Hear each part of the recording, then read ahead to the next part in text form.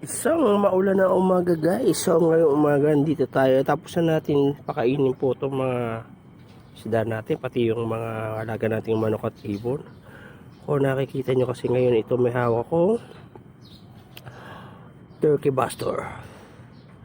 Ang gawin kasi natin yung mga dumi nila ay kukunin natin. Kasi pagka sobrang kapalan ng dumi niya, nag-aano yun ng ammonia. Na ano yung tubig nila. Kapag wala pa naman tayong plano linisin kasi okay lang naman na nag-uulan, nare-replenish naman sila kasi umaapaw sila sa overflow natin. Tsaka kanina kasi binantuan ko ng binantuan yan galing dun sa tab na yun naka open at saka dito sa itim na tab. Ang gagawin natin ngayon ay sinisip-sip natin yung mga dumi nila. Kung napapansin nyo, ayan o, nakita nyo, dumi. O, ano natin yan. Ayan o, dumi o.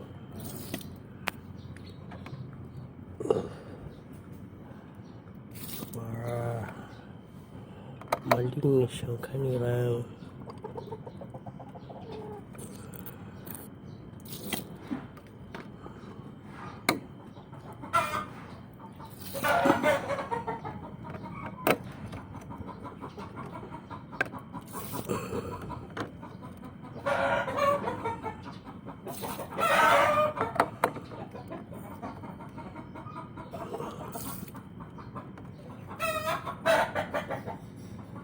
ayan, bawasan na natin yun.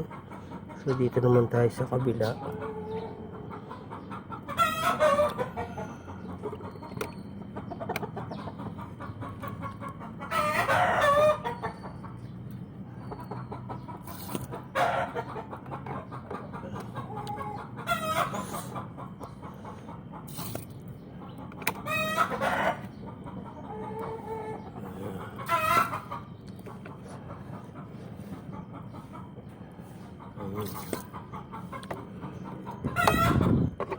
So ando sa likod yung makakapal na dumi.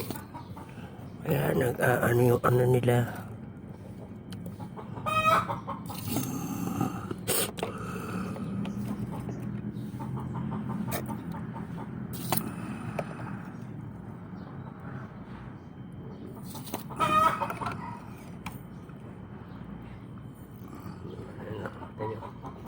Naglulumot-lumot na rin masyado. Ayan natin ay tanggalin lang natin yung mga dumi. Pagka medyo clear naman na, okay na yan. So kaya na natin, tataas pa naman ulit tubig niya mamaya. Ito nagberde na.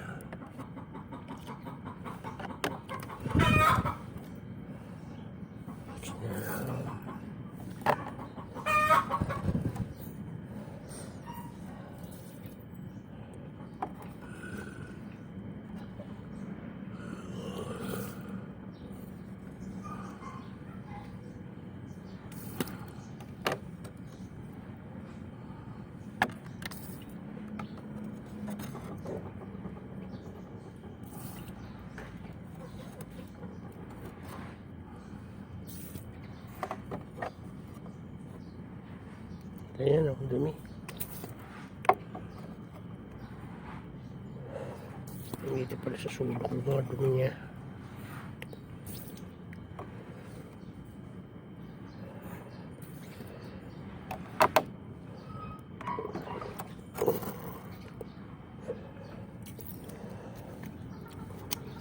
Ito rin yung ating mga maliliit na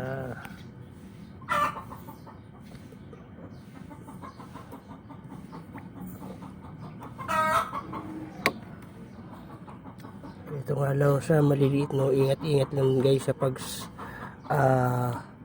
siphon o pagsipsip ng ano, kasi minsan nando sila sa ilalim, kung ano baka mamaya bigla silang mahigop no pang sipsip. So pag ano, check nyo rin muna yung itatapon nyo na tubig kasi baka mamaya masipsip yung ating mga Ayun, ang dami-dami yan. Oh. Kaya lilit pa niyan. Awa naman. Pag nasa iPhone sila nung wala sa panahon.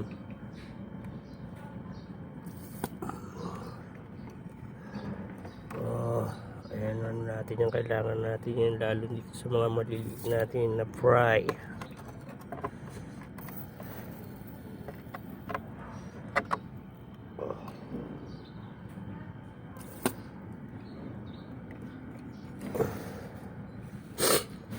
Oh, ayan. Ayusin natin yan. Dito naman sa ating ibang maliliit dito sa baba. Ito ang daming pagkain dito. Ang tira-tira.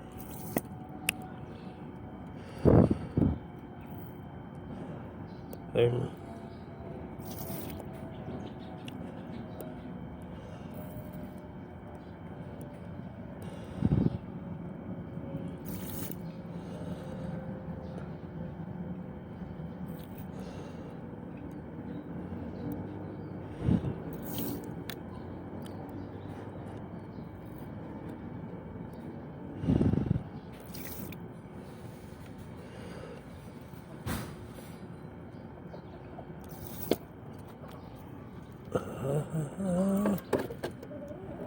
Ating Peter. Ating Peter.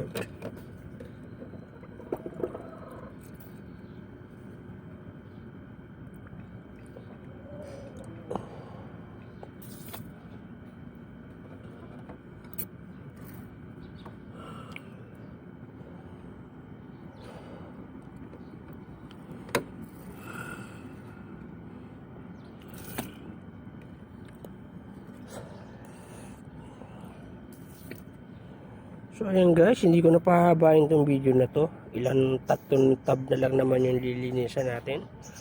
So hindi ko na pa natatagalin. So maraming salamat sa panonood. Thank you for watching. God bless. Happy fish keeping.